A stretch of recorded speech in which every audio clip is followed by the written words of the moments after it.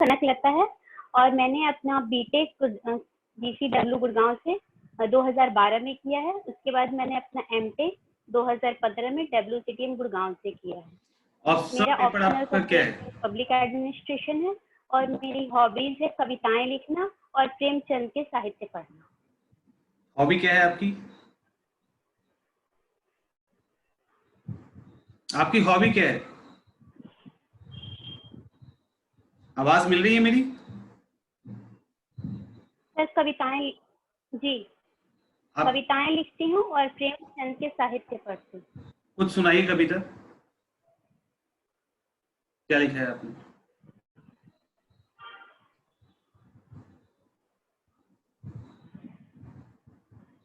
कविता सुनाइए, क्या लिखा है आपने? कुछ लाइन सुनाइए उसका।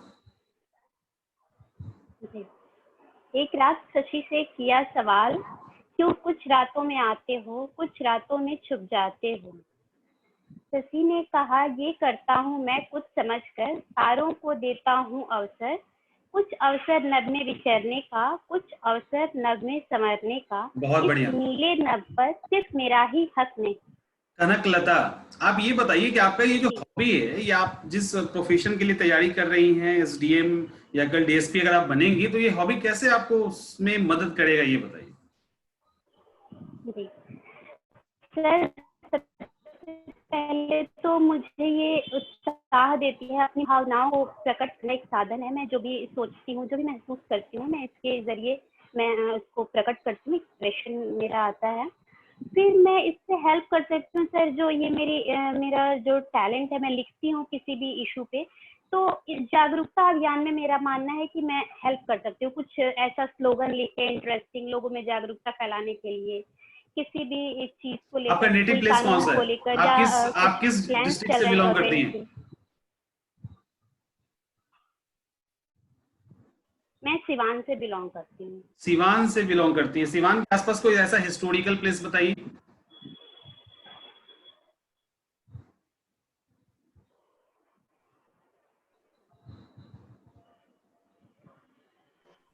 सिवान के आवाज नहीं आई। मैं ये कह रहा हूँ कि सिवान के आसपास कोई हिस्टोरिकल प्लेस बताइए।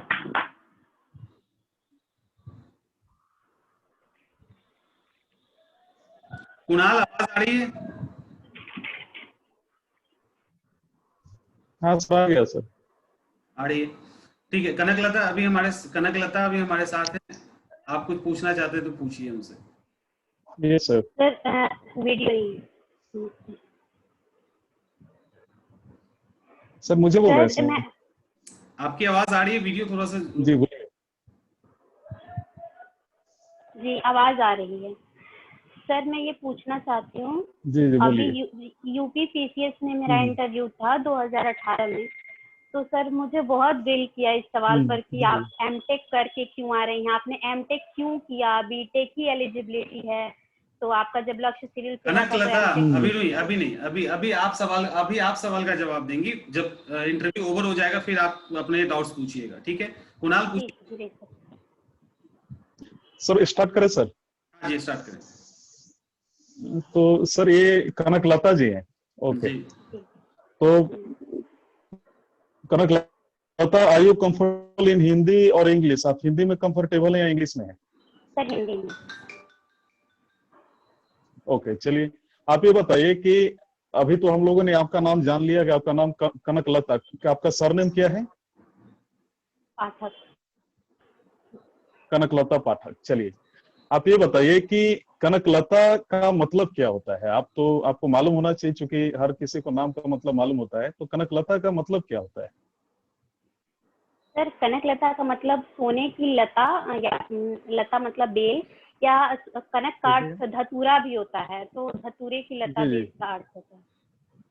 जी, आप मुझे ये बताएं कि आपको क्या मालूम है कि कनकलता नाम की कोई पर्सनालिटी भी रह चुकी है? सर मैंने 2 पर्सनालिटी के बारे में सुना है। एक कनकलता बरुआ थी, जो स्वतंत्रता संग्राम में शायद जुड़ी हुई थी, सर मैं कंफर्म नहीं हूँ। और ऑल इंडिया रेडियो की बहुत फेमस न्यूज रिपोर्टर है, वो उनका नाम भी कनकलता है। तो आप कनकलता जो हम लोग जिनके बारे में बात कर रहे हैं, जो कि फ्रीडम फाइटर रह चुके हैं, आप उनके बारे में ज्यादा जानकारी नहीं दे सकती हैं? नहीं सर, मैंने नाम सुना है बट मैं अभी रिकॉल जी, नहीं कर पा रही। चलिए कोई नहीं, कोई नहीं। ये बताइए, आप जिस प्रकार से मैं आपका देख पा रहा हूँ, आपका जो आपने रिज्यूमे जिसे बोल सकते हैं या फिर हम डैप बोल सकते हैं, उसमें जी मैं जिस प्रकार से आपका डिटेल देख पा रहा हूँ, उसके अनुसार मैं पूछ रहा हूँ। ये बताइए कि आप सिवान से रहने वाली है, राइट? जी। जी जी, ये बताइए कि सिवान के बारे में मैं कुछ पूछना चाह रहा हूँ, चूंकि आप ये बताएं कि क्षेत्रफल आपको मालूम है सिवान का कितना है? सर सॉरी, मुझे नहीं पता। अच्छा, ऊंचाई, कुछ मौसम क्या है वहाँ का, कुछ इस तरीके का? सर मानसूनी है, वहाँ बारिश अच्छी होती है और जी जी। खेती के लिए खेती भी वहाँ अच्छी होती है। मौसम हम्म। बारिश और मतलब कह सकते हैं सर ठीक ओवरऑल है, तो मानसूनी है ये वहाँ। बताइए कि सिवान, जी जी जी जी जी, सिवान किस नदी के किनारे बसा है? सर वहाँ एक लोकल नदी है, लक्ष्मण गंगा कहते हैं, लोकल लैंग्वेज में उसे दहा कहते हैं, वो नदी है वहाँ। जी जी जी जी जी, यानी ये पश्चिमोत्तर है या पूर्वोत्तर छोर पे स्थित है, आपको कुछ मालूम है? किस आपका जो डिस्ट्रिक्ट है वो हमारे इंडिया के किस राज्य से ये इसका जो बॉर्डर है वो मैच करता है, टच करता है? सर उत्तर प्रदेश। चलिए धन्यवाद। मैं अगला आपसे क्वेश्चन पूछता हूँ, जिस प्रकार से मैं आपका देख पा रहा हूँ आपका, मैं बिहार से संबंधित कुछ क्वेश्चन पूछना चाहता हूँ। जी जी जी, आप ये बताएं कि बिहार में कुछ फेमस हमें बताएं कि जो जो फेमस प्लेस के जिसे हम बोल सकते हैं हिस्टोरिकल प्लेस, वो हमें उसका नाम बताएं, कम से कम 2 या 3 बताएं आप। जी। सर नालंदा है जी और जी गया है, जी जी बोध गया, और पटना पटना के का भी काफी ऐतिहासिक महत्व रहा है। जी साथ जी। ही वैशाली का भी ऐतिहासिक महत्व है। हम्म। सर ये 3 केसरिया शायद अभी स्तूप के याद बारे आ में रहा आप है। क्या, केसरिया स्तूप के बारे में कनकलता क्या जानती हो बताओ? सर मैं क्या, आपने क्या आपके बोला? सिवान, ये आपके सिवान से नजदीक है और वर्ल्ड में सबसे ऊंचा बौद्ध स्तूप है, आपको जानना चाहिए इसके बारे में। केसरिया जो सिवान के पास ही है, सर केसरिया। आवाज बिल्कुल क्लियर नहीं आ रही है। मैं ये कह रहा हूँ, मेरी आवाज क्लियर नहीं जा रही है?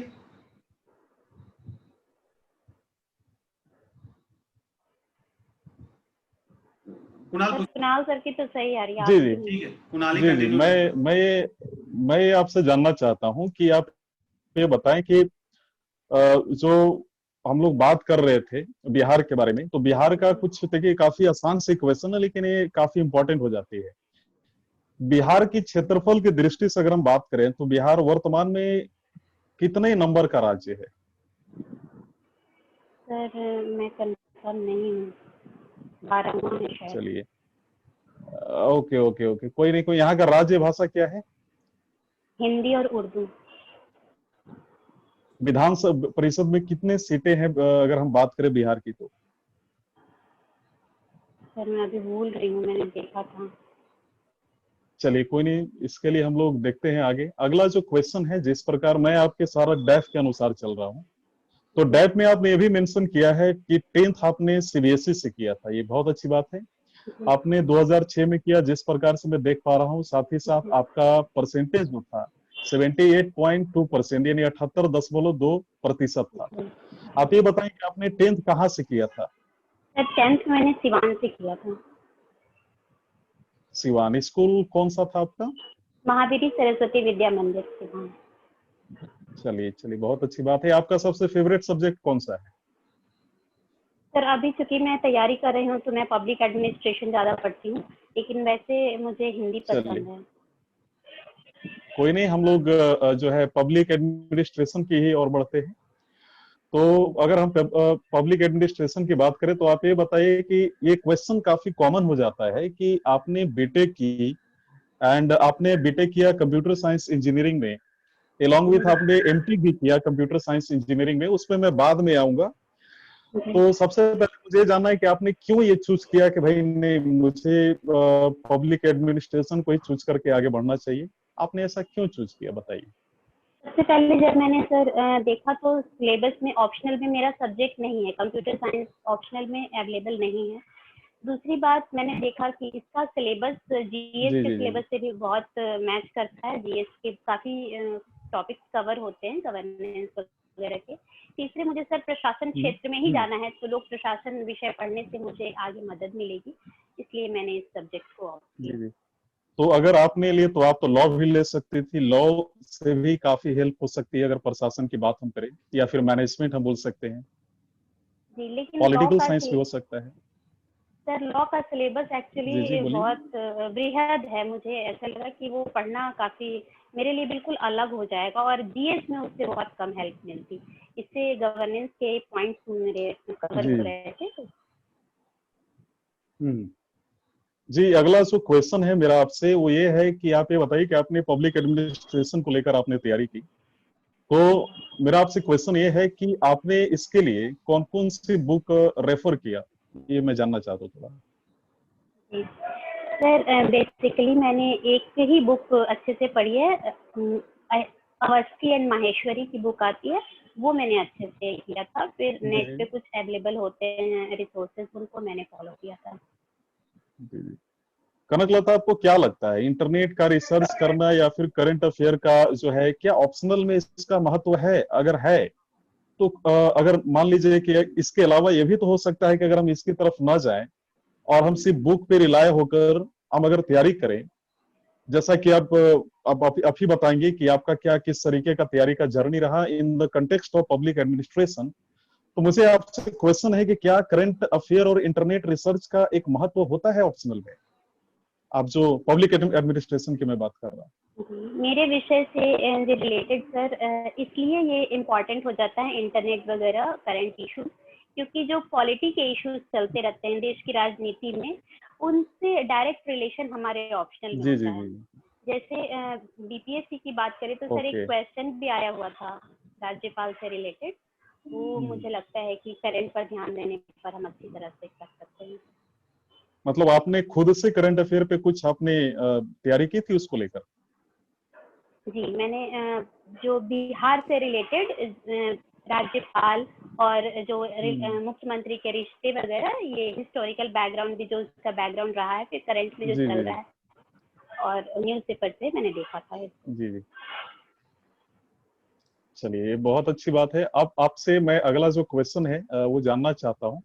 क्वेश्चन ये है कि आपने 10th जो है सीबीएसई का आपने अपने डिस्ट्रिक्ट से ही किया, जी फिर सर आपने वहीं से- जी, बेटे का आपने कनकलता किया है कंप्यूटर साइंस इंजीनियरिंग में। अ, आपका जो कॉलेज का नाम है मैं वो जानना चाहूंगा, जी, मेरे कॉलेज का नाम है बेटे के लिए। Gurgaon college of engineering for women.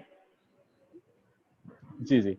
ये कहाँ पे आपका? गुड़गांव में है, जी राइट? तो आप ये बताएं कि जिस तरीके से Gurgaon college of engineering for women आपने बताया इसका नाम, मेरा आपसे क्वेश्चन है कि आप इसके बारे में कुछ बताएं। आप इसकी स्थापना कब हुई थी? सर 2008 में ही हुई थी, क्योंकि वो उसी साल खुला था, तो ये मैंने किस वहीं ट्रस्ट एडमिशन के किया। द्वारा किया गया है? इसका प्रबंधन किस ट्रस्ट के द्वारा किया गया है? लॉर्ड कृष्णा ट्रस्ट है, उसके द्वारा उसका प्रबंधन किया जाता है। श्री कृष्णा एजुकेशन, जी राइट? जी, आपसे एक और क्वेश्चन है कि ये बताएं कि ये किस यूनिवर्सिटी से संबंधित है? महर्षि दयानंद यूनिवर्सिटी रोहतक। जी जी जी। आपका एमटेक में मैं देख पा रहा हूँ world college of technology and management का भी आपने नाम दिया है। जी मैं ज्यादा इसमें क्वेश्चन नहीं पूछूंगा, आपसे ही पूछूंगा कि इसके चेयरमैन अभी कौन है और इसका मोटो क्या है? सर श्री राजेंद्र सिंह इसके चेयरमैन हैं, और मोटो सर मैं अभी नरेंद्र रिकॉल नहीं सिंह। कर पा रही हूँ। जी अच्छा अच्छा, इसके चेयरमैन नरेंद्र सिंह है, राजेंद्र सिंह है? सर मैं कंफ्यूज हो रही हूँ, मैंने नरेंद्र सिंह ही देखा था, उन्होंने ही कॉलेज को ओके, ये खोला है, नरेंद्र, वो आया है जी जी, कहीं। उनका नाम नरेंद्र सिंह है। अगली जो क्वेश्चन आपसे है जो मेरा, मैं चाह भी रहा था कि इस बारे में पूछूं, आप ये बताइए कि गुड़गांव चूंकि आपने किया तो एक काफी लंबा अनुभव रहा है गुड़गांव से आपका, तो गुड़गांव तो आपको मालूम है कि हरियाणा का एक नगर है। जो दिल्ली से सटी हुई है। आप हमें ये बताएं कि जनसंख्या के मामले में फरीदाबाद के बाद कौन सा जो है सिटी की अगर हम बात करें हरियाणा की, उस जो है सर्वाधिक जनसंख्या वाला नगर है? मुझे जानकारी नहीं है। अच्छा, इसमें लोक मान्यता के अनुसार अगर हम बात करें तो इसमें महाभारत काल से भी कुछ जुड़ी हुई है क्या इसमें चीजें? जी सर, ऐसा कहा जाता है कि गुरु द्रोण वहाँ से बिलोंग करते थे, इसलिए उसका नाम गुरुग्राम भी रखा गया है, गुड़गांव से बदल कर। चलिए चलिए, बहुत अच्छी बात है। मैं आपसे कुछ सिचुएशनल बेस्ड क्वेश्चन पूछना चाहता हूँ। मेरा आपसे क्वेश्चन है जो कि काफी इंपॉर्टेंट है। अगर मान लीजिए कि एक महिला संगठन, अगर मैं आपसे कुछ क्वेश्चन पूछ रहा हूँ जो आपको उसका जवाब देना है। एक महिला एक संगठन में वरिष्ठ प्रबंधक के रूप में कार्य करती है। क्वेश्चन ध्यान से सुनेंगे आप। और अगर अगर मान लीजिए कि वहां पे वह कई वर्षों से संगठन के लिए काम कर रही है और वह अनुकरणीय समीक्षा और कर्मचारी ऑफ द ईयर पुरस्कार भी जो है उसको मिला है। और साथ ही साथ, हेलो जी जी, आवाज आ रही है आपको? जी जी बिल्कुल। जी जी। तो अनुकरणीय समीक्षा एवं कर्मचारी ऑफ द ईयर पुरस्कार भी वो प्राप्त कर चुकी है। फिर भी प्रत्येक 5 बार जब उसने पदोन्नति के लिए आवेदन किया, उसने जिन पदों के लिए आवेदन किया था उसके स्थान पर कम योग्य पुरुष को उन पदों पर नियुक्त किया गया। ध्यान से सुनिएगा। और रिपोर्टिंग प्रबंधक से पूछताछ किए जाने पर उसने जो कारण दिया वह यह था कि संगठन के कुछ पुराने ग्राहक पुरुषों के साथ अधिक सहज व्यवहार करते हैं। फिर भी वह कुछ अवांछित अनुग्रह के बदले में उसकी पदोन्नति पर विचार करने को तैयार थे। तो कुछ समय पश्चात महिला ने अपनी उचित पदोन्नति और रिपोर्टिंग प्रबंधक के खिलाफ वरिष्ठ प्रबंधक के समक्ष एक औपचारिक शिकायत दर्ज की। संगठन ने शिकायत के खिलाफ कोई कार्रवाई करने के बजाय महिला को एक स्थानांतरण पत्र जारी कर दिया। आप हमें ये बताएं कि इस मामले में शामिल नैतिक मुद्दों की पहचान आप अपने अनुसार कैसे करेंगे? इसमें क्या आप इसका राय देना चाहेंगे? जी, सबसे पहले तो इस समस्या को पहले डिटेल में उसकी जानकारी लूंगी। सिर्फ जी एक जी पक्ष से नहीं सर, दोनों पक्षों से, जैसे उसके जो चीफ होंगे, उस संस्था के जो हेड होंगे उनसे भी, और जो महिला कार्मिक होंगी उनसे भी। फिर अगर मुझे लगता है कि हाँ महिला कार्मिक का पक्ष सही है तो मैं उनको ये समझाने का प्रयास करूँ। सबसे पहले तो उनको ये समझाने का प्रयास करूँगी कि हर संस्था में एक कमेटी रहती है, शिकायत कमेटी, जहाँ जो भी अगर कुछ ऐसी बात होती है तो शिकायत कर सकते हैं।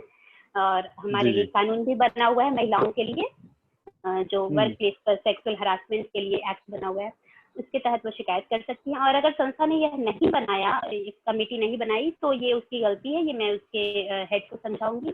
फिर उनको ये समझाने का प्रयास करूंगी कि अब आधुनिक युग में कोई भी महिला और पुरुष जैसी कोई बात नहीं है, सब योग्यता के आधार पर सबकी पदोन्नति होनी चाहिए। और इस पर भी वो नहीं मानते तो सर ये कानूनी, और अगर अवांछित कोई डिमांड रखते हैं उनके सामने तो उन पर कानूनी एक्शन लिया जाएगा। इसके लिए मैं बिल्कुल मैं चूंकि आपका जो क्वेश्चन है, एक होता है कि उसी में से क्वेश्चन को बनाकर पूछना, मैं वैसा नहीं कर रहा हूँ। बड़ा मेरा एक क्वेश्चन है आपसे, मैं जानने के लिए काफी उत्सुक हूँ कि बताइए कि उसे कौन सा विकल्प अपनाना चाहिए और क्यों। आपने ऑलरेडी बताया इस बारे में, लेकिन आपको लगता है कि इसके अलावा भी और कोई विकल्प हो सकते हैं? सर सबसे पहले तो हमें लोगों की जो मानसिकता है उसको बदलने के दिशा में कुछ काम करना पड़ेगा। सर ऐसा नहीं कह जी सकते हैं जी। कि कुछ पुरुष ज्यादा उनके साथ कंफर्टेबल है तो उनको, जैसे अभी सुप्रीम कोर्ट का भी सर डिसीजन आया है सेना में जो महिलाओं को हम्म परमानेंट कमीशन देने के लिए, तो उसमें भी सरकार का यह तर्क था कि कुछ जवान जो होते हैं ग्रामीण पृष्ठभूमि से आते हैं तो उनमें फीमेल ऑफिसर से ऑर्डर लेने में अपनी तौहीन महसूस होती है, तो कोर्ट ने सिरे से नकार दिया कि ऐसी कोई बात नहीं होनी चाहिए, हम जेंडर इक्वालिटी और 21वीं सदी में कदम रख चुके हैं। तो सर ऐसी मानसिकता हमें हर स्तर पर बढ़ाने का प्रयास करना चाहिए। और एज एन ऑफिसर मैं इनको ये समझाऊंगी कि ये न सिर्फ नैतिक बल्कि कानूनी तरीके से भी गलत है ऐसी मानसिकता रखना।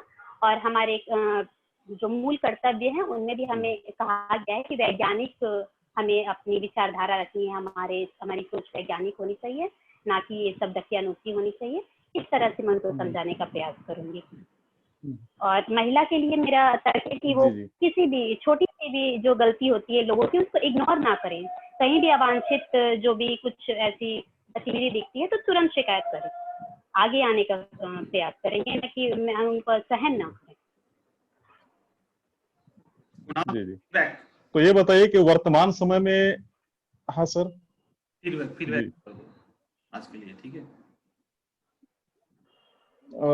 जी, ये आपका जो फीडबैक है कनकलता, अगर हम इस बारे में बात करें तो जी देखिए काफी अच्छा लगा, लेकिन इसमें आपको ध्यान देना है कि थोड़ा डेप्थ में और आपको जाना, थोड़ा क्लैरिटी रखना है आपको।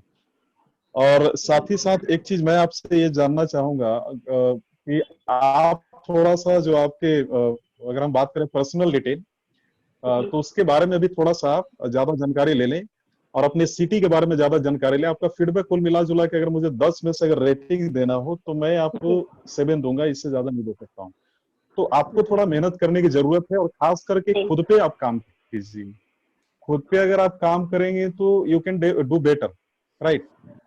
चीजों का नॉलेज आपको है तभी आपने मेंस क्वालिफाई किया और आप इंटरव्यू के लिए अपीयर हुए। तो आपको सबसे ज्यादा इंपॉर्टेंट है कि आप खुद पे काम कीजिए, खुद के बारे में जानिए। मेरा आज के लिए यही वर्ड है और कुछ नहीं है। खुद के लिए कुछ टॉपिक्स आप मुझे गाइड कर दीजिए प्लीज। जैसे बिहार के बारे में मेरी नॉलेज कम है, मुझे ऐसा लगता है। नहीं, मैं बिहार इसके देखिए, अलावा अगर मैं जैसे आपको मैं अगर क्वेश्चन पूछे, बहुत सारे क्वेश्चन पूछना था, लेकिन होता क्या है कि आपको समय भी इतना ही मिलेगा आपको इंटरव्यू में। तो अगर मतलब ये हो सकता है कि कुछ क्वेश्चन मैं कोरोना से भी पूछने वाला था कि अगर आप एसडीएम होती तो क्या करती, क्वेश्चन आ सकते हैं कि आप अगर एसडीएम होती, आप अगर कोरोना कंट्रोल रूम में होती तो आपको अगर कुछ वर्क मिलता तो आप क्या कर, जैसे विकास दुबे पे भी क्वेश्चन आ सकता था। मैं ये जानना चाह रहा हूँ आपका प्रेफरेंस क्या है। सर फर्स्ट तो एसटीएम है, उसके बाद सर अगर वीडियो अवेलेबल होगा तो मैं वीडियो दूंगी।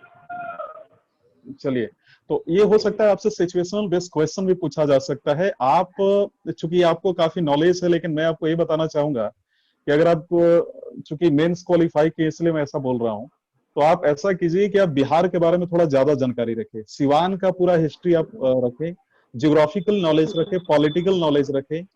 मैं जी इंग्लिश में ही यूज करूंगा। साथ ही साथ आप लाइक पॉलिटिको इकोनॉमिक जो है नॉलेज रखें आप। हो सकता है कि आपसे पॉलिटी से भी संबंधित लिंक करके क्वेश्चन पूछ लिया जाए आपसे। जी साथ ही साथ आपने अगर हाथ में कोई रिंग पहना है तो उससे संबंधित क्वेश्चन पूछा जा सकता है। सपोज आपने नीलम पहना है तो नीलम के बारे में पूछा जा सकता है। आपकी जो है पर्सनालिटी से रिलेटेड पूछा जा सकता है कि आप ये बताएं कि ईमानदारी में और फिर एक सच्चाई में, कुछ इस प्रकार का मैंने क्वेश्चन जी फेस जी किया है सेल्फ। ये पूछा जा सकता है। ये भी पूछा जा सकता है कि जिस तरीके से विकास दुबे का मर्डर हुआ, आपको क्या लगता है ये एनकाउंटर सही है, उपाय सही है? सुशांत से रिलेटेड क्वेश्चन आ सकता है। सुशांत का नाम नहीं लिया जाएगा, लेकिन वैसा नाम लिया जाएगा कि एक अगर जैसे कि एफआईआर का जो प्रॉब्लम हुआ था, राइट, कि महाराष्ट्र सरकार को जो है बिहार में अगर एफआईआर हुआ है तो जा नहीं सकते हैं। तो सुप्रीम कोर्ट ने क्लियर भी किया है कि नहीं, ऐसा कुछ नहीं है, बिहार का जो है हक बनता है, वहां पे ज्यूरिडिक्शनल एरिया हो सकता है।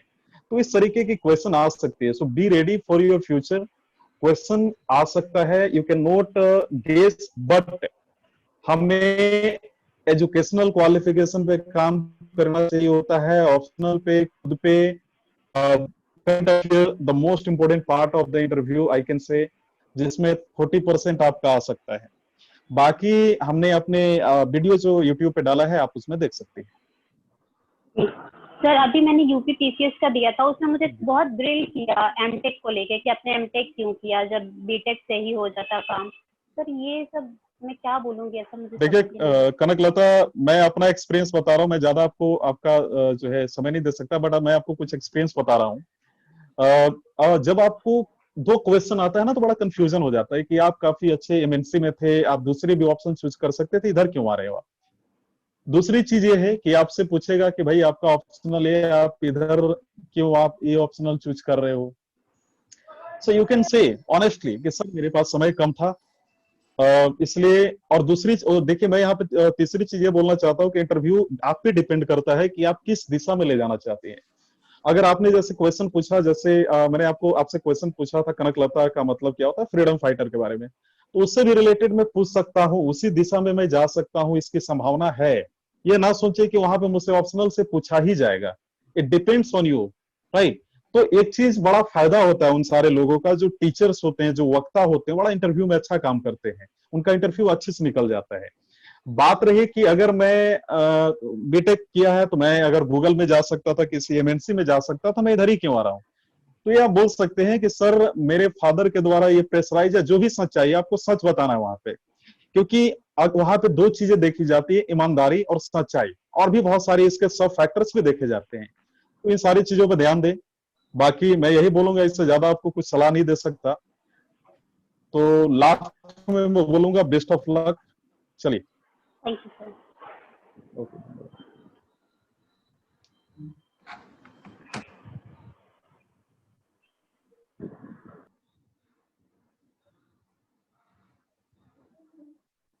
कनकलता, वीडियो बंद कर लो।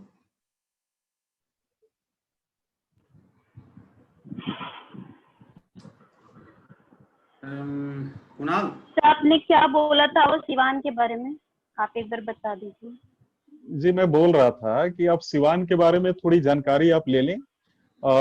आप हो सके तो सिवान का पूरा डिटेल आप ले लें, जियोग्राफिकल, वहाँ का इकोनॉमिकल कंडीशन क्या है, not for only for Siwan but also for Bihar. तो सिवान बिहार का पूरा ही आपको सेक्टर देखना, मैं बताता हूँ कौन कौन सेक्टर। इकोनॉमिकल सेक्टर देख लें आप, geographical, historical, political as well. साथ ही साथ हो सकता है कि यहाँ से आपको इन्वायरमेंटल फैक्टर भी देख लें आप, करंट में क्या मामले आ रहे हैं, है ना। आपको हो सकता है कि वो ये बोला जा सकता है कि सिवान में तो केसेस ज्यादा है, आप उसको कैसे कंट्रोल करेंगे। आप ये बताइए, मास्क अगर आपने नाम ले लिया N95 या जो भी है, उसके बारे में पूछ सकते हैं। सो हम मेंस का थोड़ा गेस कर सकते हैं, प्री और इंटरव्यू के बारे में तो बिल्कुल हम गेस नहीं कर सकते। As per my experience, I have already appeared in the UPSC interview this year, so मैं बता सकता हूँ इस बिहार पे कैसा है। तो थोड़ा आपको ये ध्यान देना है। नेक्स्ट इंटरव्यू मिलते हैं कनकलता, ठीक है।